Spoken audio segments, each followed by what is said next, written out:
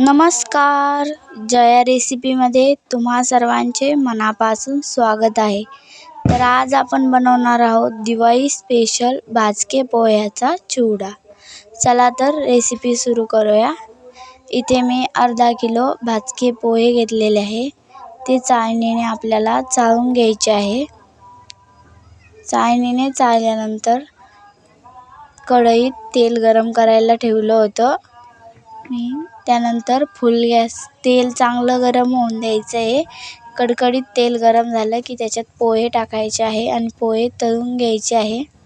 कमी गॅसवरती पोहे तळायचे नाही आहे, त्यामुळे पोहे तेल धरतात. असं कडकडीत तेल गरम झालं पाहिजे. पोहे आपले तळलेले आहे. आता आपण पोहे काढून घेणार आहोत आणि त्याच तेलात आता आपल्याला चिरून घेतलेलं खोबरं तळून घ्यायचं आहे सोनेरी रंगावरती. खोबऱ्याला मस्त असा सोनेरी रंग आलेला आहे. आता आपण खोबरं काढून घेणार आहोत. खोबरं तळल्यानंतर आपण चिवड्याची डाळ तळून घेणार आहोत. चणा डाळ विकत भेटते ही दुकानात, घरची नाही घ्यायची आहे. ही फुटाण्याची डाळ घ्यायची आहे आपल्याला. ती पण सोनेरी रंगावरती तळल्यानंतर तिला पण काढून घ्यायचं आहे आणि त्याच तेलात शेंगदाणे सुद्धा आपल्याला तळून घ्यायचे आहे. शेंगदाणे पण सोनेरी झाला की लगेचच आपल्याला कढीपत्ता पण सुद्धा तळून घ्यायचा आहे. त्यानंतर लसूण मी इथे तळून घेतलेला आहे.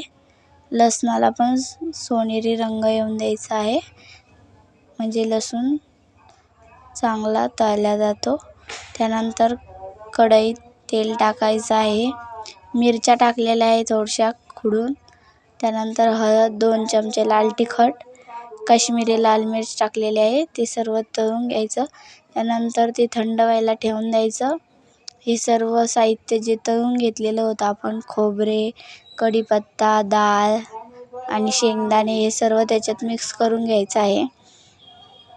त्यानंतर कढईत तळलेलं मिरच्या आणि लाल तिखटाचं मिश्रणसुद्धा आपल्याला त्यात टाकून मस्त असं हलवून घ्यायचं आहे, म्हणजे सर्व कढईला लागलेलं पोह्याला लागतं.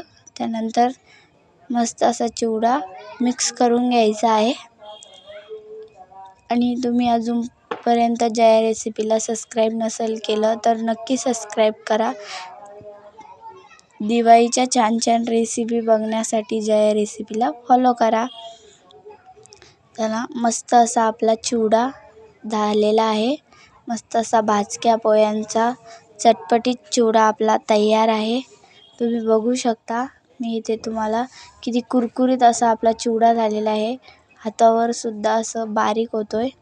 एकदम छान झालेला आहे आपला चिवडा. व्हिडिओ कसा वाटला कमेंटमध्ये नक्की सांगा. लाईक करा, शेअर करा, सबस्क्राईब करा, खा आणि मजेत राहा. धन्यवाद.